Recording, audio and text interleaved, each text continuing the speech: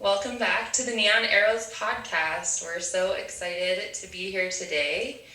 Kristen, how are you? I'm doing good. Just been busy, putting out lots of fires, taking care of house stuff. Started a new book this week that my sister-in-law recommended me to read. It's actually very current and dealing with a lot of the issues going on in our culture today. It's by Bodhi T. Bauckham Jr., and it's called Fault Lines. It's very good. That's all I'm going to say about it. If you're interested, go check it out. But Fault Lines. And can you say, what's that author's name? Bodhi T. Bauckham. Bodhi. Interesting name. Okay. Yeah. Fault Lines. His story's pretty cool. So, yep.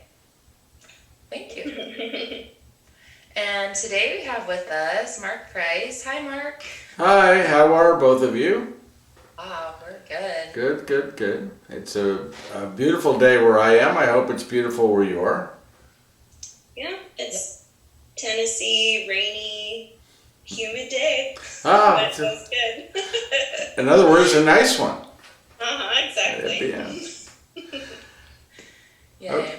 Well, Mark is here today, and we're thrilled to have him. He is an evangelist and a teacher. He uses acting as a way to get his message out to people and God's message out to people. So we're just thrilled to hear more of his story and the ways that God has touched his life and just had a huge impact in his life, and then Mark is in turn able to continue his ministry. Well, thank you. I'm born and raised in San Diego, California, and I was raised to parents of faith. They were Catholic, and they raised me to be Catholic. And from a very early age, I realized that it doesn't really matter as much what faith you are, as long as you have that connection to a God, that connection to the God that created all things, including us. And I've learned to be very respectful of that, and respectful of that in all people. That's why in my years of ministry, which I started in September of 1974, so I've been doing it for a long time, I have been invited to churches of all kinds, and all kinds of Christian churches and all kinds of other than Christian churches. I've been invited to synagogues, Jewish synagogues, and mosques, and Seventh-day Adventists, all kinds of different avenues of faith. I've been invited to speak or to perform, and that's been an important part of what I do. I even taught preaching for up at the Crystal Cathedral, which was Dr. Robert Schuller, and a Protestant church. And so I've always, in my walk of faith, been open to whatever brings us to an understanding of who God is and God's purpose in our life. And so that's pretty much what I've been about. In 1983, an uncle by marriage, my wife's uncle, my wife's family was known as the first family of Hollywood. They were in 1,200 movies. And my father-in-law and the family got a star on the Hollywood Walk of Fame, and they're recognized as the first family of Hollywood because of all the films that they did. And one of the brothers, so uncle by marriage, was 33 years a movie actor in a lot of movies, and then he was 33 years at that time a Methodist minister. And he came to me once and he said, "Mark, you're in ministry and you act, why don't you put the two together?" So in '83 I started doing these one-man performances or shows of biblical characters. You see behind me Simon Peter on the one side and me as St. Joseph on the other side. And their performance, they're people that I perform. I write the scripts, I research them, I write the scripts, and develop the character for one purpose. And that's to teach the gospel, to teach the Bible to people in maybe a different way, in a way that puts, as I like to say, flesh on the bones, make them human, bring out the human side of these people.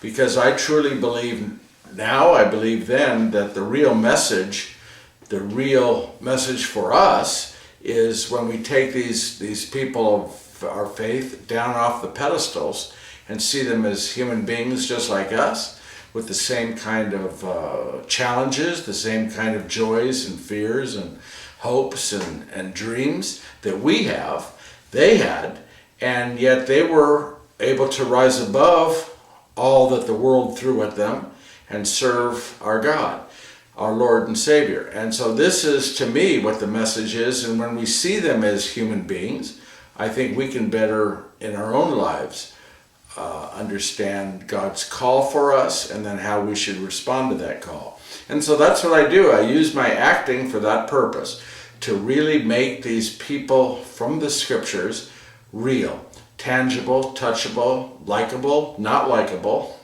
One of the people I do is Judas Iscariot, and he actually was the first one I ever did. The first one I was going to do was Paul, but I couldn't get into Paul because I didn't like Paul that much at the time, and it's so much. There's just so much.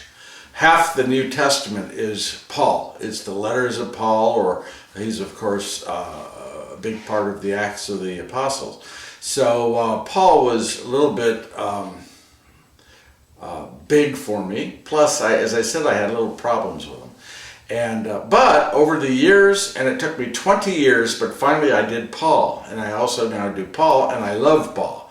But I came to loving Paul when I really got to a place where I could look at the person of Paul. And once I realized who he was as a person, I was able to set my feelings aside and fall in love with this guy who changed completely the direction of his life at the call of God. So I do these characters. Judas, as I said, was my first, and it actually has been the most impactful, I would say, of all the characters that I do, all the teachings that I do, because I show a different side of Judas. I don't let him off the hook, but I make him human, and in making him human, he's not a devil.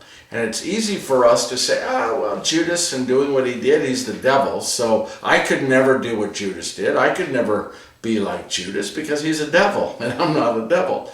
But when we see he's a human being, then we can see ourselves in what he did. We can see ourselves in his failings. We can see ourselves in his pride, and we can see ourselves in his arrogance. We can see ourselves in the actions that he took for his own purposes. And then we can say, I don't want to go down that path. I don't want to leave the Last Supper early. I want to stay there. So that's why I do the characters to teach who Jesus was by the people who were around him the most. I'm sorry, go on. No, that's amazing. I think that's so cool.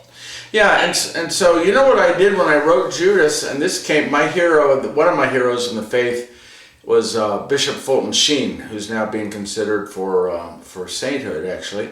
But Fulton Sheen, for the non-Catholic members of the audience, he was on TV in the 40s, the radio in the 40s, TV in the 50s, into the 60s, and he used to beat Milton Berle in the ratings. He was up against the great comedian Milton Berle in the television ratings and would beat him sometimes. He got an Emmy. And he said one line in one of his books I read, and it said, Jesus loved Judas. And when I read that, a light went off in my head, and I said to myself, well, of course he loved Judas. It says he loved everybody. It doesn't say he loved everybody except Judas. So he loved everybody. And once I realized that he loved Judas, then I had to figure out how to love him. And I had to figure out in my performance of Judas how to get across the idea that Jesus loved Judas, and that Judas, somewhere in between his pride and in between his human nature, he loved Jesus. And so that's what I really strove to do. And it's brought about more healing, actually, than any of my other characters. Maybe all of them combined.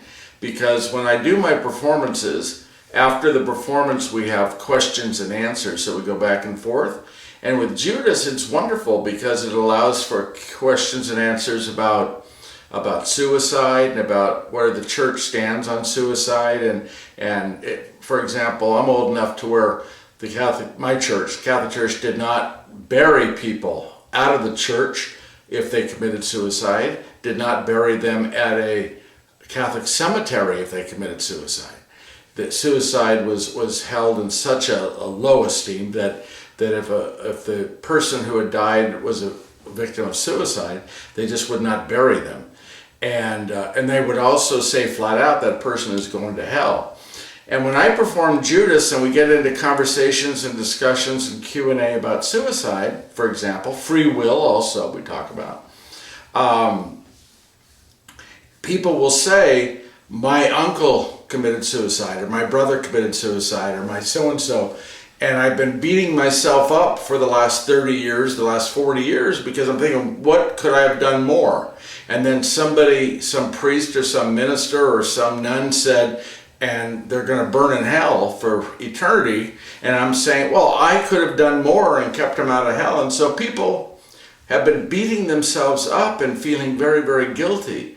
But in the performance of Judas and then the discussion that follows, I'm able to say the church has changed its thinking. It's changed its teaching. It's come to, I believe, the right decision. And the right decision is it's between that person and God. And God and only God knows what was in the mind and the heart of that person when they took their life. And the church is there to be supportive, to be loving, to be caring. And so the Catholic Church now does do funerals for people who committed suicide. So it allows me, in doing Judas of all people, to teach those who have been hurting and beaten themselves up for a long time that they don't have to do that anymore, that that's no longer the teaching, and they got to let that go and realize that whoever their loved one was that committed suicide is in the hands of God, the loving God who created them, who created us, and that God will have them in the right place. And so Judas has really served to be a wonderful vehicle for teaching. But that's what I do. I use my characters for that. I've done them all over the world. I've even done Peter, this guy here on this side. I've done him in the Vatican at St. Peter's on 2 occasions. And Judas I've done in what do they call those places underground where they buried? Crypt? Not crypts, but they have them in Rome, they have them in Germany, they have them in anyway, down underground where they used to bury Christians. My mind isn't there. So I've done them all over the world. I love doing my characters. I love the performances, but I love the Q&A that comes out of it. I love the teaching part of it. It was fun for me to do the research and to write the scripts and to develop the characters and the costumes and all the rest of it. But for me, it really is about the teaching, the evangelizing, the getting across the message of who God is and who Jesus is through the use of these people that were in his life. That's fantastic. Thank you. I can take a breath if you want to ask a question, or I can keep going. Yeah, so, you've had this awesome ministry that, you've been able to perform in so many places for so many people. And I don't know what I want to ask you, but I kind of want to switch gears a little bit and kind of get into a little bit of your personal story. And it seemed I loved when you were talking about Judas, and he really had such an impact on you. And when you were talking about that, I was having tears well up too, thinking about how I too am like Judas in my pride and the ways that my human nature is just as sinful as anybody else. And obviously I didn't betray Jesus in the same way, but I betray Jesus in my own ways every day. So I'm wondering if some of that way that you identify with Judas is related to some of your story and recovery. And when you get into that, if there's any kind of connection there. I'll make a connection for you. Let me say that the last lines in my performance of Judas is Judas has hung himself, and he says, "Do you know what my sin is?" He asked the audience. He said, "My sin is not the betrayal of Jesus. That's not my sin." He said, "My sin is putting my will, my hopes, my goals, my dreams, my desires before the will of God.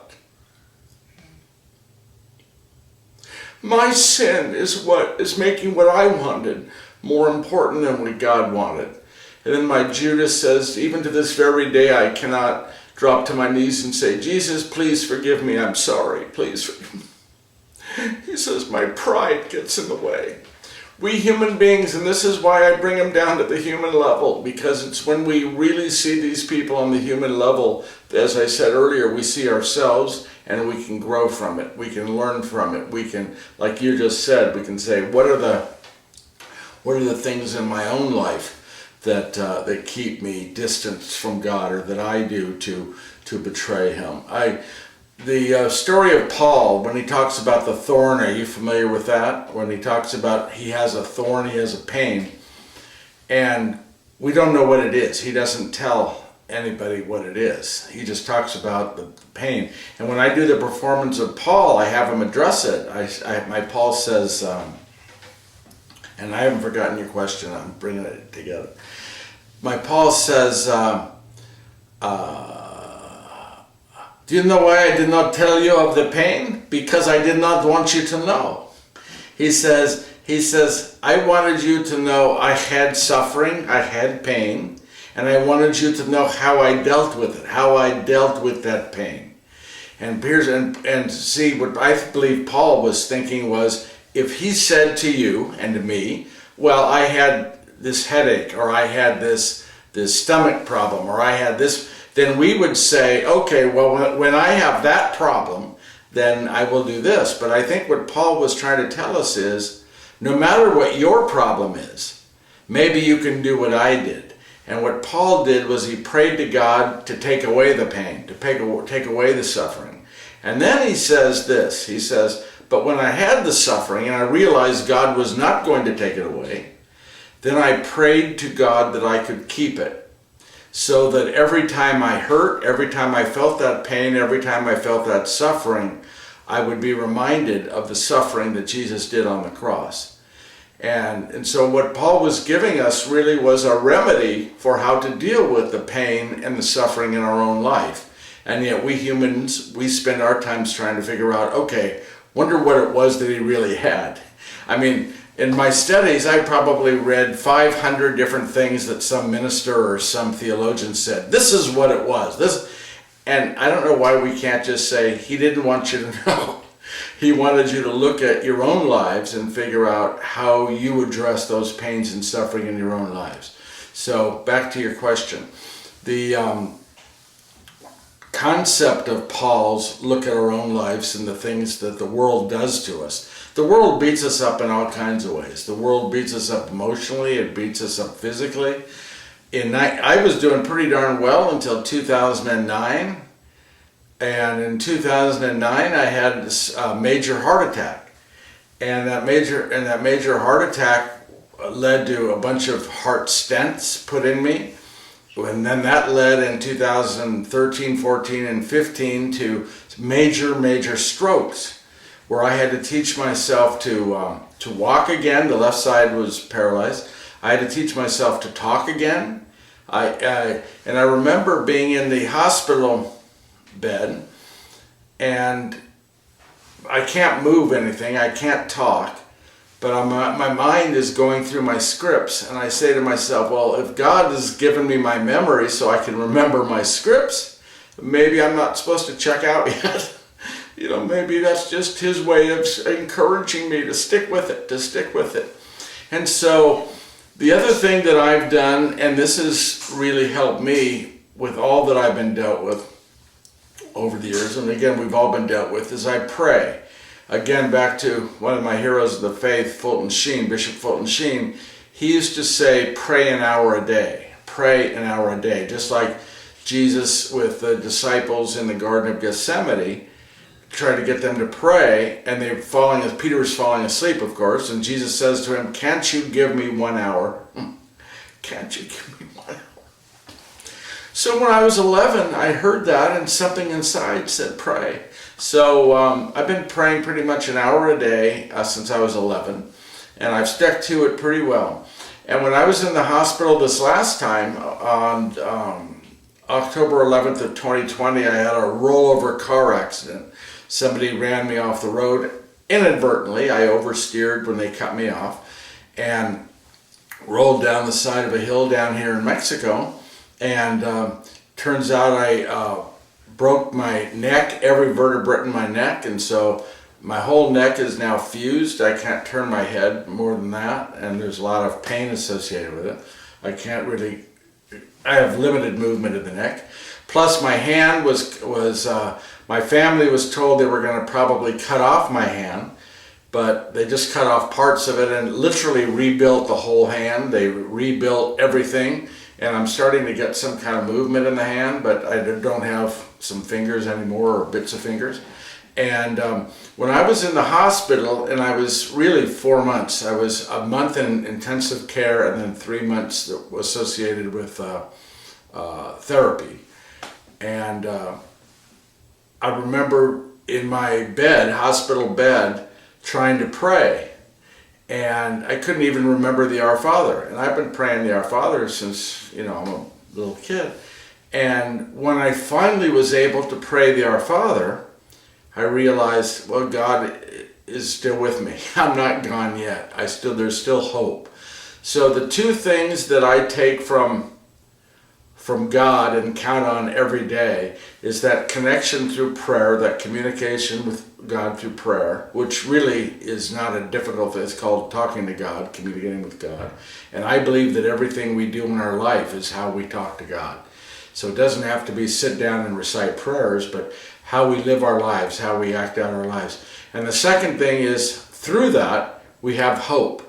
And so the one thing that I used to teach when I taught preaching, these pastors would ask, well, what should we include in our sermons, in our homilies? And I said, always, always, always hope. Because hope is the message from God through Christ. No matter what we're going through, if we have hope, we can get through. Without hope, we got nothing. Amen. And that hope comes from God. It comes from the relationship that we have with God, I believe. And so that's how I've sustained myself and how I kept going. And so now the accident was October 11th, and here we are, the 1st of June. And I have good days and bad days. But I don't quit because I have the memory. I remember my scripts. I remember my talks. I remember the things that I used to try to share with people, to educate people about the scriptures. I'm hoping pretty soon to maybe get back to my daily reflections that I did as videos, just to keep me active and keep me involved and keep my mind working.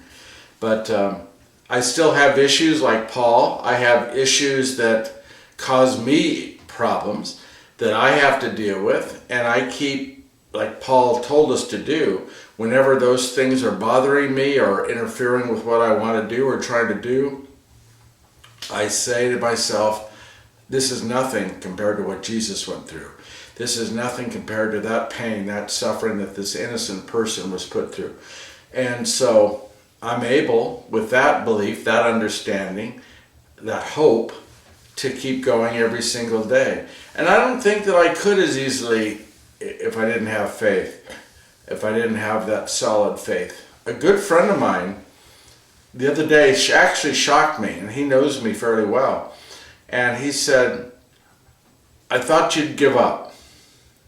And I said, what?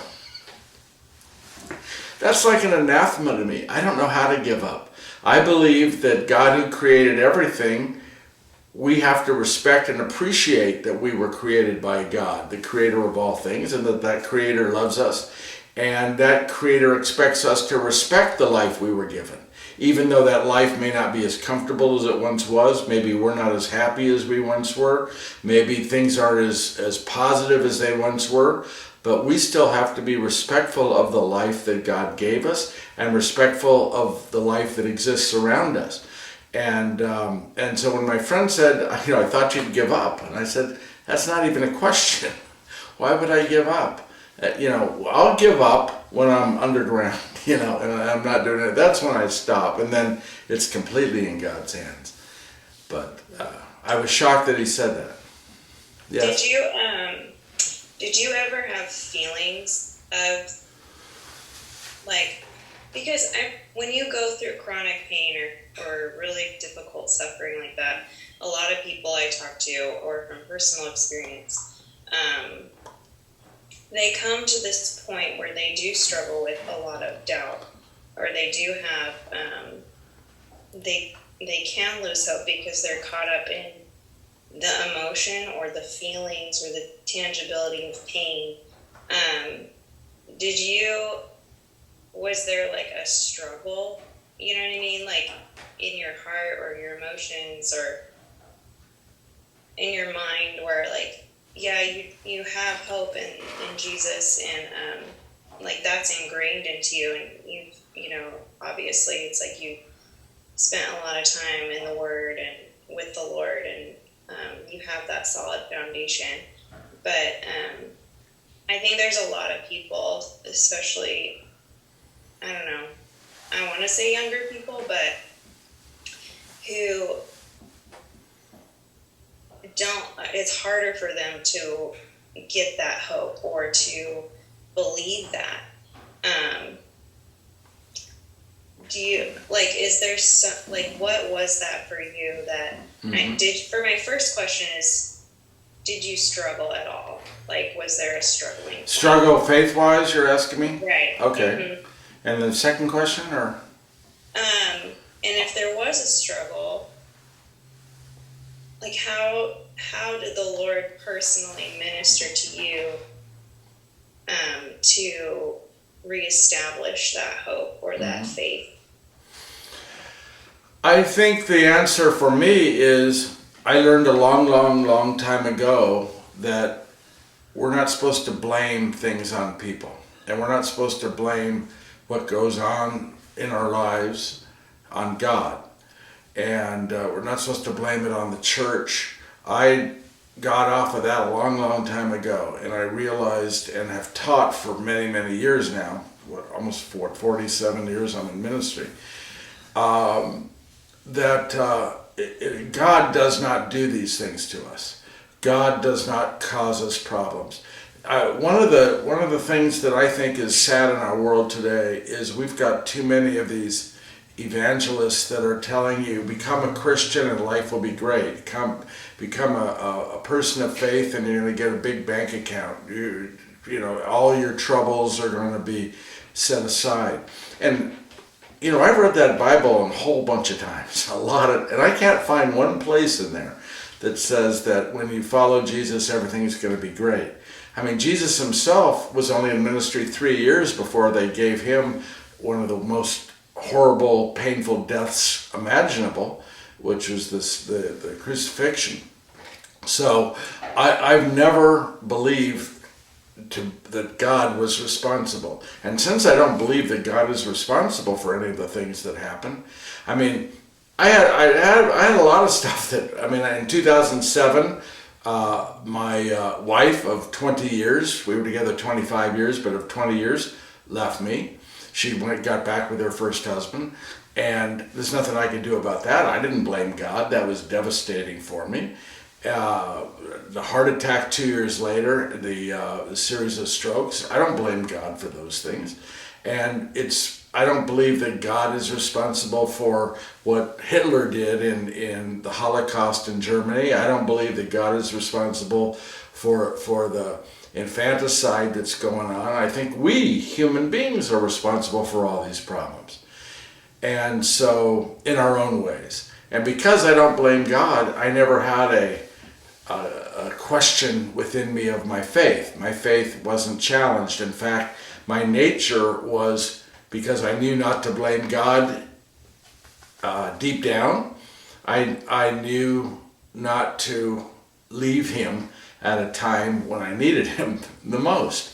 And so for me, what I try to tell people, there was a saying that came out in the 70s, and it was about the time of Roe v. Wade. Do you remember, that phrase, Roe v. Wade, which legalized abortion in the United States? And by the way, I have a theory. I'm very much pro-life, but I have a theory that you go to Europe, you go to England, for example, a Western country very similar to ours, and they allow abortion. Abortion is legalized there. But in this country, it's not. I mean, it's legalized. But in Europe, there aren't the protests like there are in the United States. And here's my theory on the difference. In England and in Europe, when they legalized abortion, it was done through the parliament. It was done through whatever their governmental system was. In this country, it was forced on the American people by a court. So it did not go through the regular process. So the American people didn't have the right to debate and to argue. So I think that there's that part of us, set the religious side, a part of it aside, on the protection of life and the sanctity of life. Just the way it was done shoved it down people's throats, and that's why there's, I think, such animosity, such anger, and such deep-seated feelings for it. But I don't blame God. I don't blame God for what we did in legalizing it. I don't blame God for any of the problems that happened in the world. I just trust that God and believe very strongly that God is the only solution. He is the hope. God is our avenue, and we have to keep reminding ourselves of that. But the saying I was going to tell you about was when the Roe v. Wade thing was going on, the pro-life movement came up with a phrase, and it was oh my gosh, garment, see, this is from the accident. My head was, I still have a very serious concussion that it'd take a long time to get rid of.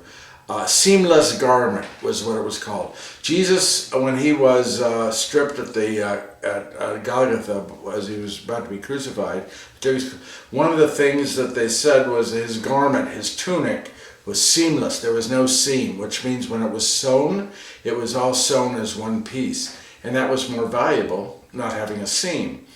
And so what they were saying during the pro-life movement back then in the 70s was we should be seamless in our faith. In other words, we should be seamless. There shouldn't be a break. There shouldn't be a place that, okay, I'm going to live this way and then there's a seam so I can be different. And I've taken that and been teaching that and preaching that since probably 1978, that we should be living our lives as a seamless garment. That I shouldn't be one way at church and one way at school and one way at work and one way on the ball field or one way with friends.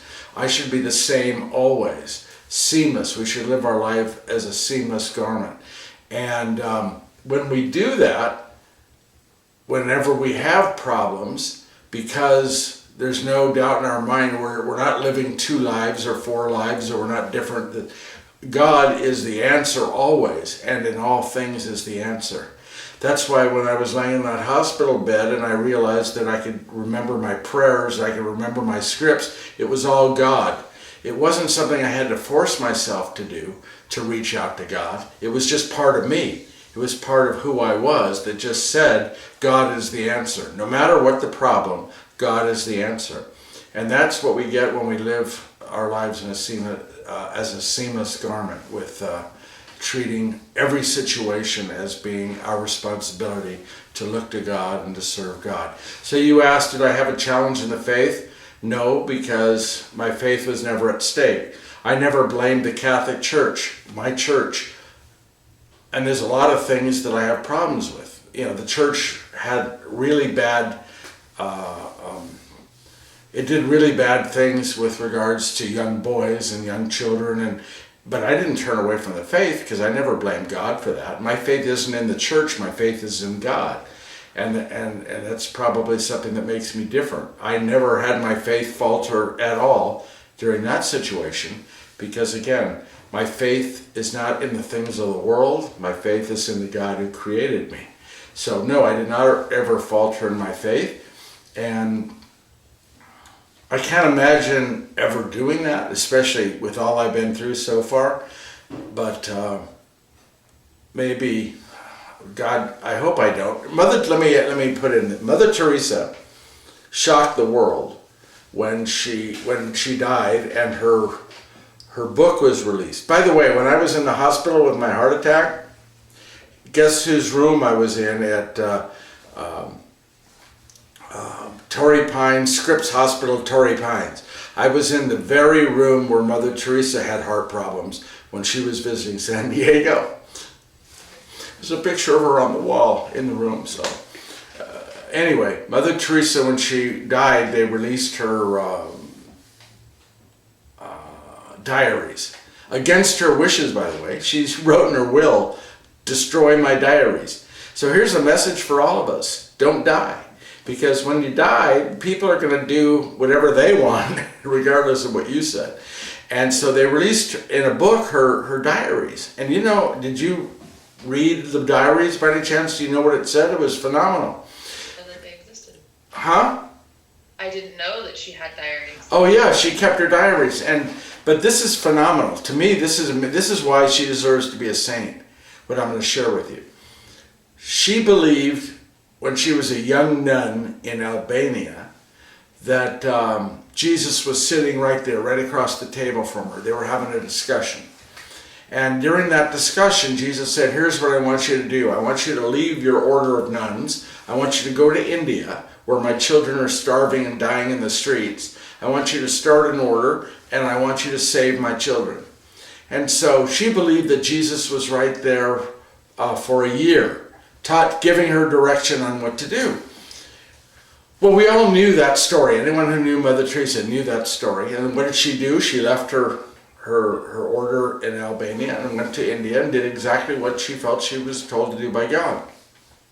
What we did not know until they went against her wishes and published her diary is that after that 1 year euphoric relationship with God through Jesus, the next 50 years, 50 years, she questioned the very existence of God. So while she was doing everything that God told her to do, she was questioning whether God existed. Think about that.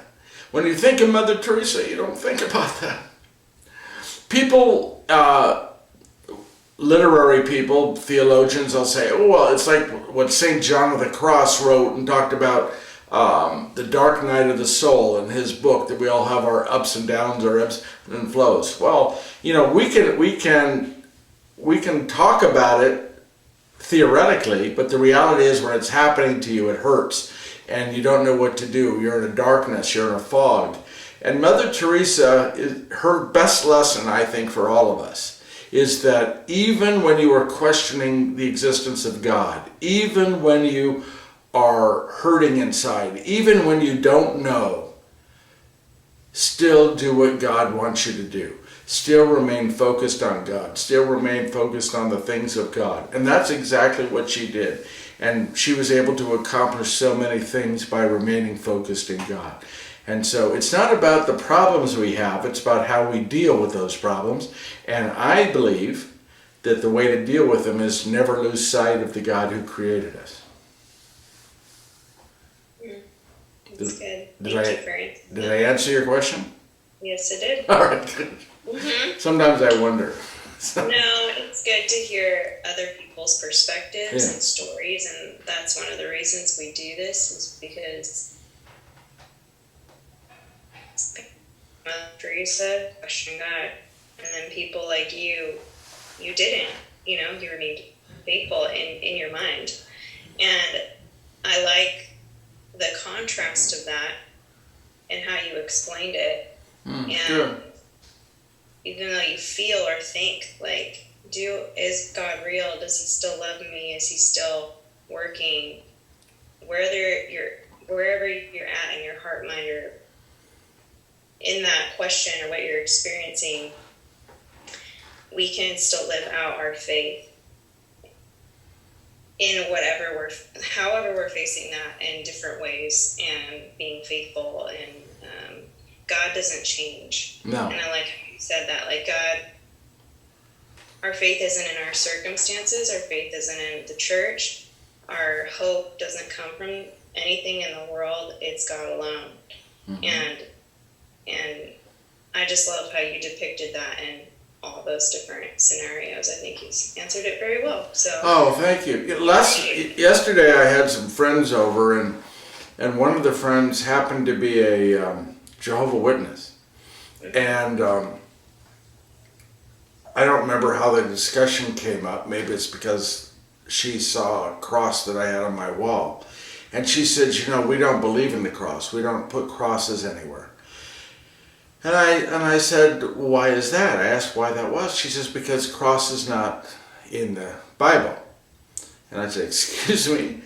And I said, I think maybe what you mean to say is the actual description of what the cross looked like is not in the Bible. But cross is mentioned in the Bible, I think it's 30 times. And so the cross is definitely mentioned in the Bible. And so she said, well, I'm going to have to go and I'm going to research that. And I said to her that sometimes we get locked into a belief for the wrong reasons. And sometimes we'll say, okay, well, I'm not going to follow like they say. I'm not going to follow Christmas. I'm not going to celebrate Christmas because it was a pagan holiday. And that's right. The date that we celebrate Christmas, December 25th, was a pagan holiday that was usurped by the church. But what's wrong with that? What is wrong with that? Because we're losing sight when they say that. They're losing sight of what Christmas is for. Christmas, we recognize the birth of Jesus, but it really is the idea of hope being born into the world, new life being born into the world, the only person ever born into the world to die. We're all born into the world to live. He was born into the world for one purpose, and that's to die. So Christmas isn't about what day it was and why a faith or anybody would like to pick on it for that reason. Because the cross isn't defined, this is what it looked like, it's a bar like this. It doesn't say that. In fact, even St. Francis of Assisi thought it was a different kind of a cross. He believed it was like the Greek letter T, tau, T-A-U. So Francis's cross was actually not the typical looking cross because he thought it was, but it still symbolizes what an innocent man was willing to do, to go to his death to save us for our sins. So I think that so often we can't have that seamless garment connection with God because we're too busy looking for the things that are different. We're too busy looking at the things to fight with each other about. We're too busy trying to find division and derision rather than finding commonality and love and embrace the hope that we have through God and Christ. And so last night, so then I followed up this morning and I sent her all 30 verses in the Bible that does mention the cross. And so I never get into battles with people about faith, but I'll always follow up with information. So. Yeah, point them to the truth. It's good. Yeah, and that's what we do is we point, don't we? It's like a guide dog for a blind person. They don't pull the person, they guide them. They gently kind of guide them along. And I think as people of faith, that's what we're called to do. And by the way, I don't want you to think that because I haven't had that crisis of faith because, as a result of my accidents or as a result of the thing, that makes it any easier. I mean, I don't like now getting up every morning and knowing that I'm not going to be able to turn my head or I'm not, I'm going to have that pain. I don't like that. I mean, and it hurts. The pain is sometimes excruciating, but I don't blame God. That's the difference. Mm-hmm. I don't blame God for that. Right. And I think that is something, too, that is in our nature to blame. Yes. You know what I mean? There must be a reason for my suffering or somebody's fault. Other than me. Right, right. And I just learned this fairly recently in a different way where I heard it. Just because bad things happen to you or people you love or in the world doesn't mean it's the will of God. That's right. And I don't believe it is at all. So Right, and I think people assume that because God is sovereign, then everything is the will of God. Do you know what I mean? And there's a distinction in those two things. I think they have a hard time grasping the concept that God knows everything, and that doesn't mean God's responsible for everything. You know, that's one of the great discussions we get into with Judas, where after my performance, because we can talk about free will, and I'll ask them, how many think Judas is in heaven? How many think he's in hell? How many don't know? And when I started doing Judas in 1983, so it's a long time ago, 90% of the people would say he's in hell when I asked that question. If I ask that question today, which I still do when I perform Judas, 90% think he's in heaven or don't know. So the question I have for you sociologically is, what's happened with us human beings that since 1983 to now, all of a sudden we don't hold people responsible? In other words, why do we say, okay, God is going to automatically take Judas into heaven now, but in 1983 we realized that there is a penalty for doing the wrong thing. We're living in a world today where we're getting rid of the penalty. We're getting rid of that personal responsibility for making the bad and wrong choices. And I think that's dangerous. I think that's very, very dangerous. You know, God has rules, God has consequences, and we have to remember that. But that doesn't mean just because God knew what Judas was going to do, that doesn't mean that God directed it or that it was God's will that Judas did it. I do not believe in a God that would want one of his creation, us, you, me, Judas, to do something that's going to hurt us and destroy us. God knew that if Judas did this, and again he knew he would, but he still had free will to make another choice. When we tell ourselves it had to be Judas had to do, so it must have been the will of God, that's giving Judas too much power and God not enough. It was going to happen. Jesus was going to die on that cross. He was going to die for us because that was prophesied. But Judas wasn't prophesied. It never said who was going to do it. That was never said to us. So the fact that it was Judas is Judas's fault, not God's fault. Does that make sense? Mm-hmm. And so, but the world will look at it and say, "Oh no, we have to blame God for that." God. So that means that everyone in the world has free will of all the billions that have lived, except Judas. And I just don't believe that's the case. Mm. Does that make sense? Then you got this guy here, Peter. I mean, Peter was always saying the wrong thing and disappointing Jesus, and Jesus calls him Satan at one point, you'll recall. And so how he felt, because I believe that Peter here loved Jesus so much that he would speak before thinking. But even though Jesus would call him Satan at one point, Peter didn't turn around and say, "Well, I'm mad at you, Jesus, I don't want it." No, he kept saying, "Okay, how do I regain a relationship? How do I make the relationship stronger? How do I better understand this Jesus I believe in, this Christ I believe in?"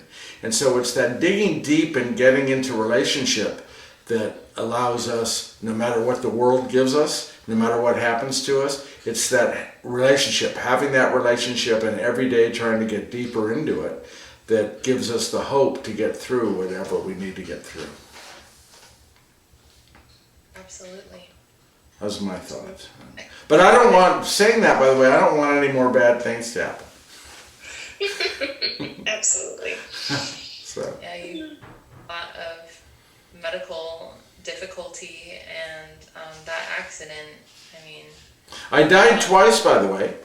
I'm told that I died at the accident site from I guess the accident and the loss of blood and everything else. But then I died in the hospital after they took out all the tubes that were feeding me and helping me breathe and everything. They took those out after a couple weeks, And I think an hour or 2 hours later I died, I coded, and then they had to shove them back in really fast. And so even with all that, I don't blame God. I thank God every single day for the opportunity to talk to him some more, to the opportunity to accept invitations like this, so I can let people know about this God who I've come to love, and Jesus who I've come to build and grow in my relationship with. That's awesome. And have you been able to resume doing your ministry after accident and recovery? No, other than I've done a few Zoom conferences where I've spoken, but it's going to be a while before I can perform. Part of the problem is with the severe head trauma and concussion. I teared up a few times here with you guys. When you act, my characters will get emotional, they'll cry, but I'm controlling that. You know, my tears here came out because of, in part, the accident. Not that what I'm saying wasn't affecting me or emotional, but I'm a long ways away from being able to get it back up in front of an audience and share without, my brain not letting me emote properly. Does that make sense? And so, no, I have not been able to start doing it. Plus, I have good days and bad days. There's days I wake up and I'm just in pain, so I can't commit to a church, for example, to go and do 5 days for them, which is a mission, I've done quite a few missions over the years, because I don't know when I wake up how I'm going to feel that day. And I still will use a cane to walk when I don't use it as often, but if I'm on terrain that's bad, down here in Mexico, there's a lot of bad roads and bad places to walk, or uneven, and so I'll use the cane still. So I'm just not ready to do that. I think that there will be a time when I can. I pray to God, because I really want to start doing that again. But I think I'll probably start out just with talks rather than the performances. I could certainly talk about the characters, but I think it's going to be a ways before. Plus the energy that's required to do the characters. I don't know that I could do a full hour and a half on a stage in front of a bunch of people for a while. But soon, hopefully. God willing, it'll be soon. Mm-hmm. Yeah. So much. You're really welcome. appreciate you taking the time to be with us and share your story and You're share welcome. some wisdom and your journey. So thank you so much for doing that. Well, God bless both of you and what you're doing. Keep up your good work, because every little bit that we do is spreading the word of God, and that's what we're called to do. And every time we do it, it strengthens us a little bit. And I think that that's very important. You've strengthened me. You gave me a reason to shower this morning. You gave me a reason to get my room ready with the lights so that I could. So you gave me a reason to start this day more than just typically. So I'm thankful to God for both of you. Thank you. You're welcome. Well, I'm just so blessed by your story and very encouraged by your perseverance and your faith.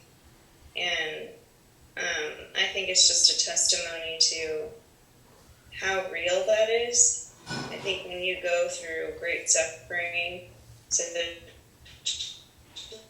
you experienced out Christ, You broke up you there. would give up.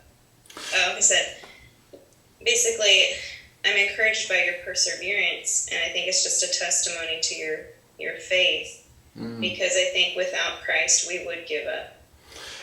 Amen. May I say one last thing here before you cut me off? When I had my heart attack, my real big heart attack, it was after a medical procedure on my heart, and I was in recovery, and I felt the heart attack coming on, and they had to rush me back into the operating room, and they opened me up. They did what they did, And the doctors later said to me, when I was recovering again, they said, "Did you know that when we were putting you back under, you said a prayer out loud?" I said, "No, but it doesn't shock me. But what did I say?" Because I didn't remember. And they said, "You said to God, you said, 'I'm ready. If you want to take me now, I'm ready.